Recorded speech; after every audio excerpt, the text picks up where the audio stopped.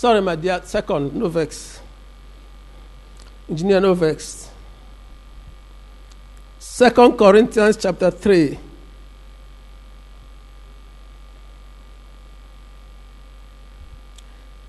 Can we read church? Want to go?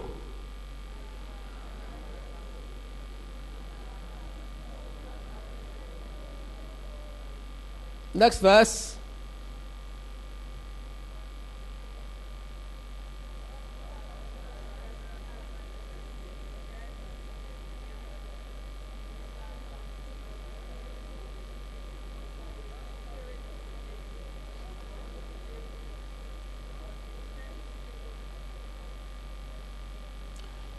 Do you have any New Living Translation here? New Living Translation. Let's read that with a microphone. New Living Translation. Please, anybody with New Living Translation?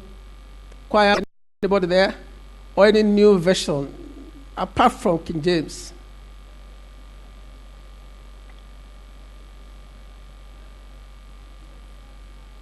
Give Mama a microphone, please.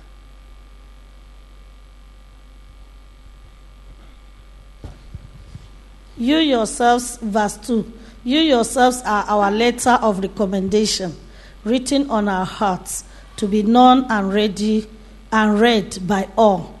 And you show that you are a letter from Christ delivered by us, written with ink, but with the Spirit of the living God, not on tablets of stone, but on tablets of human hearts. Thank you, Mama. Bless you.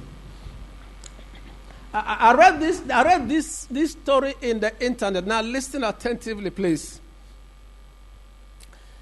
A group of salesmen, probably Christians, went for a convention in Chicago. Chicago is one of the states in the U.S. At the end of the convention, as they were a bit late, so they were rushing back to the airport to catch their flights. One of them inadvertently kicked over the table on which apples for sale were displayed. So the apples were scattered. The little girl, who was the apple seller, in fact, it's recorded that he was blind, began to cry softly, tears running down her cheeks as she groped to gather her apples. One of the salesmen turned back to gather the apples, while the others continued the rush to catch their flight. The salesman that came back knelt on the floor with the girl, gathered up the apples, put them back on the table, and reorganized her display. He set aside the bruised and battered apples in the separate basket. When he had finished, he pulled out his wallet and said to the girl, "This is $10 for payment for the damaged apples." He now asked the girl, "Are you okay?" She nodded with tears in her eyes. He now said to her, "I hope we didn't spoil your day too badly." As the salesman started walking away, the blind girl called out and said to her, "Mister, are you Jesus?" The salesman was surprised at that question. It was a simple, small-scale event, but it made him see clearly what following Christ was really all about. At the end, he came to the conclusion To be a Christian is to be another Christ. Another story.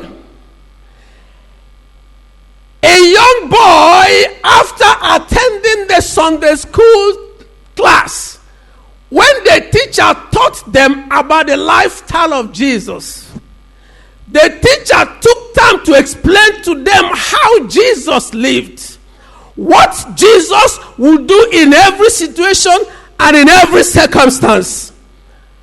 This boy, when he got home, he went to the man that lives next door, next apartment to their own compound. He said to him, "Are you Jesus?" The man was asking her, "What do you mean?" The little boy now said to him, "All the things they said about Jesus, I have noticed it in your life. All that our Sunday school teacher told us about Jesus, I've seen you manifest such characteristics. That is why I am tempted to think that you are Jesus."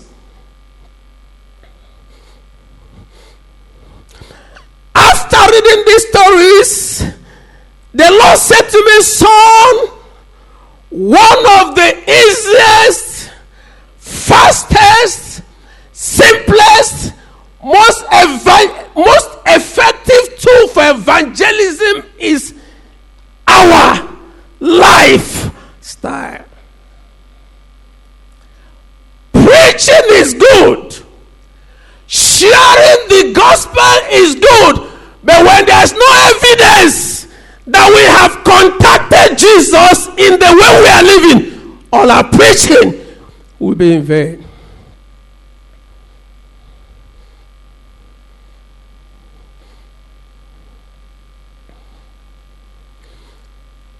What we do speak volumes more than what we say.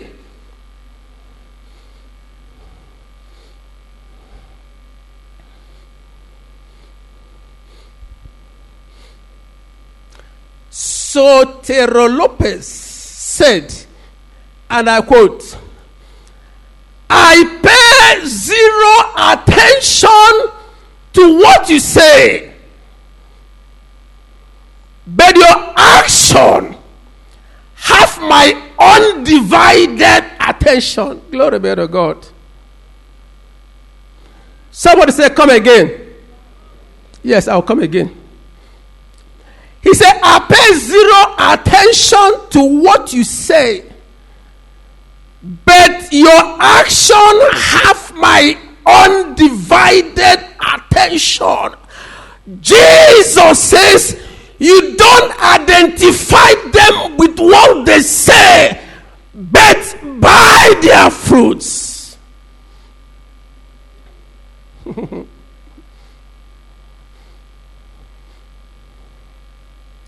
By their, now hear me.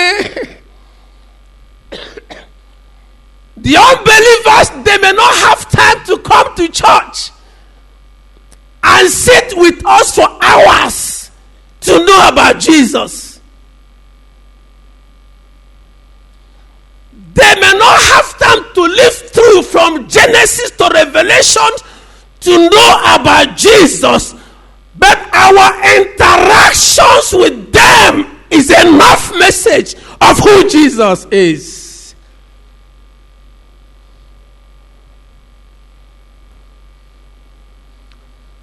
The way we speak, the way we react to situations and circumstances, the way we relate to them speaks volumes on the personality of Jesus.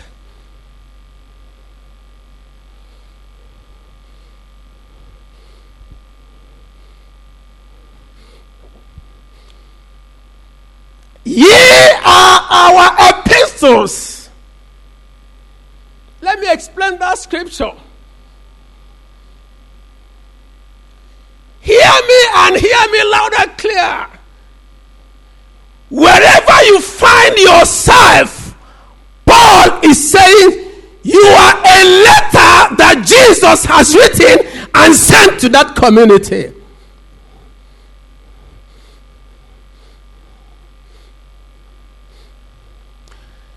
If you are working in an NMPC, Paul says, although you are a staff of NMPC, but in the eyes of God, you are my letter to the entire staff and management of NMPC.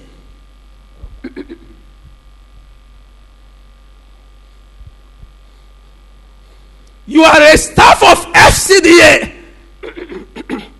You are, in quotes, as it were, in the eyes of men, you are just a staff of NMPC. But Paul says, God articulated you as a letter and sent to NMPC so that the staff of NMPC that do not go to church, do not read the Bible, when they see you, they have seen Jesus.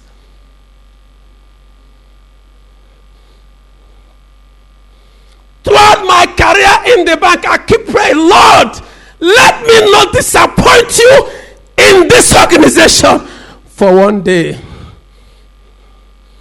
I had my weaknesses. I'm not standing here to preach a holier than thou attitude message. I had my weaknesses while I was in the system, but I made sure I made peace with God whenever I disappointed him. Because I saw myself as a letter to CBN.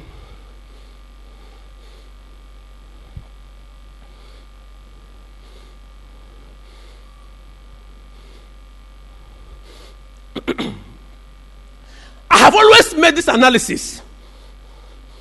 If Papa and Mama will have time to visit us and ask our neighbors, what do you know? What can you say about this person, about that person? What would they tell them? That is what Christianity is all about. It's not only a church matter. Shout hallelujah. Shout it 5 times, please.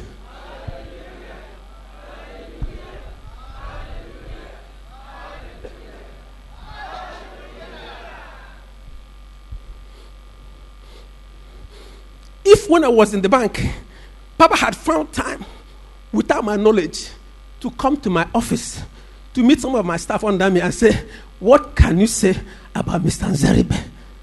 That is what I'm talking about. Your lifestyle. You are a letter to that organization. What are people reading about you? Christianity goes beyond the 4 walls of a church. More of Christian virtues are supposed to be exhibited outside to win souls for the Lord. When we come to church, everybody is sanctimonious. From Monday to Saturday, what happens? May God help the church. I say, may God help the church.